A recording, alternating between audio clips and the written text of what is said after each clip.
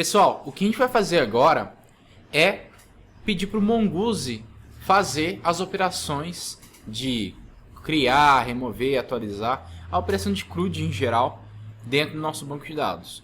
Bom, o que nós fizemos então é, criamos o nosso banco de dados, vou representar ele com esse desenho aqui, ó. Aqui é o nosso banco de dados, nosso database. Nós temos a nossa API aqui e fizemos a conexão, beleza? Conectamos ele. Nós não necessitaríamos, não é necessário utilizar o Mongoose para fazer a conexão, tá? Ele tem coisas a mais. Eu poderia muito bem fazer a conexão com o Mongo utilizando simplesmente um pacote do NPM chamado Mongo. Tem um cara chamado Mongo, que eu poderia fazer npm install Mongo, o Mongo Client, e estabelecer a conexão com ele. Mas por que a gente está usando então o Mongoose ao invés do Mongo padrão? Porque o Mongoose ele é uma ferramenta chamada ODM, tá? Ele também, em banco de dados relacional, são frameworks bem conhecidos como também ORM, tá?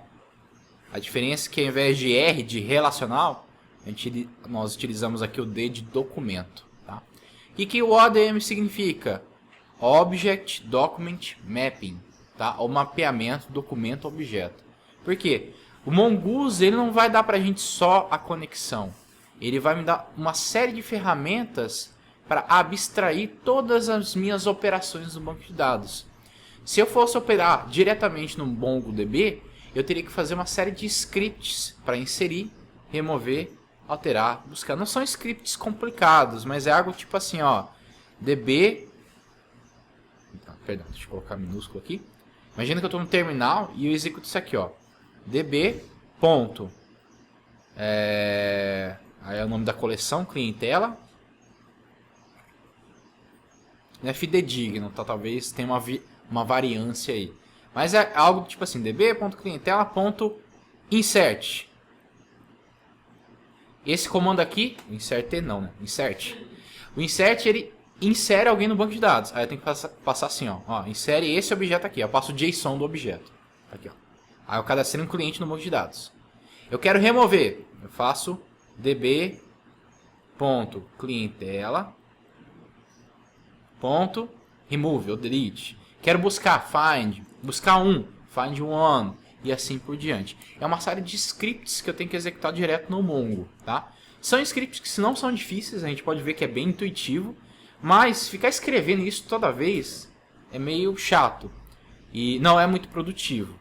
Então essas ferramentas de ODM e ORM, entenda o seguinte, ORM é para SQL, tá? E ODM é o termo para NoSQL. Mas eles fazem a mesma coisa, que é, não precisa ficar escrevendo script de banco de dados não. Eu faço tudo para você. Eu vou te dar métodos prontos. Então o Mongoose ele vai dar métodos prontos para a gente conseguir fazer esses scripts. Eu não vou precisar fazer db.clientela.insert. Eu vou falar, Mongoose, ó, pega lá o cliente, a coleção cliente, e insere um cara lá dentro. Ele fala, opa, beleza, então a gente não precisa fazer o script na mão, nativo. E é esse que ele fornece pra gente. Então vamos começar a fazer isso, tá? Antes da gente começar, a gente precisa entender só um conceito chamado esquema, tá? E o esquema, e qual que é a ideia do esquema, e também um terminho chamado schemaless, que o Mongo utiliza. Bom, então esquema, ou esquema, né, a pronúncia em inglês, a escrita é dessa forma, ele representa a estrutura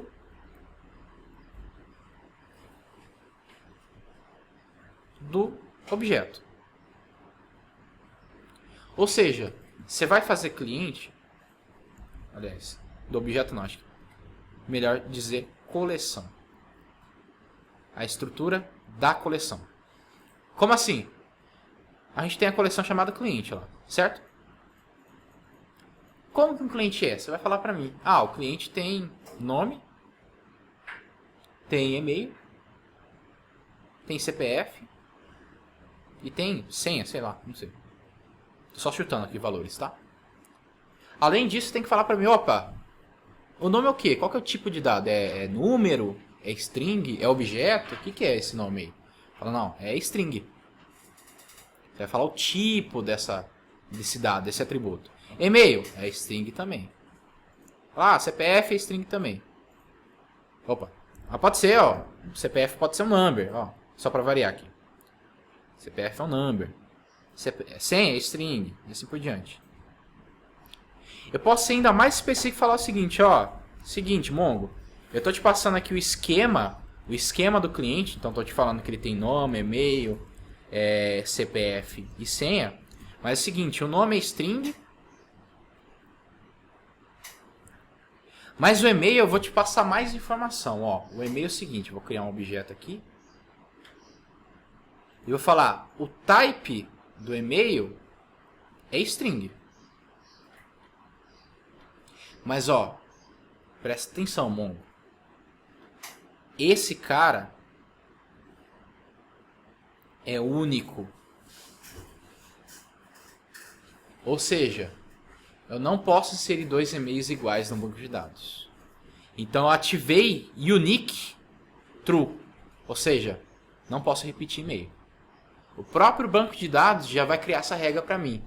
Então se eu não validar na tela, não validar na API, o banco de dados pega. Imagina que eu esqueci de fazer o if lá na API. Esqueci de fazer o if no front-end, no view. Esqueci de fazer o if na API. Pum, banco de dados não deixa passar. Então, o certo, qual que é o certo? Fazer só no banco? Não, o certo é fazer nos três. Para ficar mais seguro. Mas, digamos assim, porventura, o negócio vazou, o negócio não validou, o banco de dados vai pegar. É o último recurso, né? É o desespero, pode falar. Mas aí não iria aparecer nada na tela, né? Só... Aí a sua responsabilidade, na verdade, a responsabilidade da API tratar a mensagem.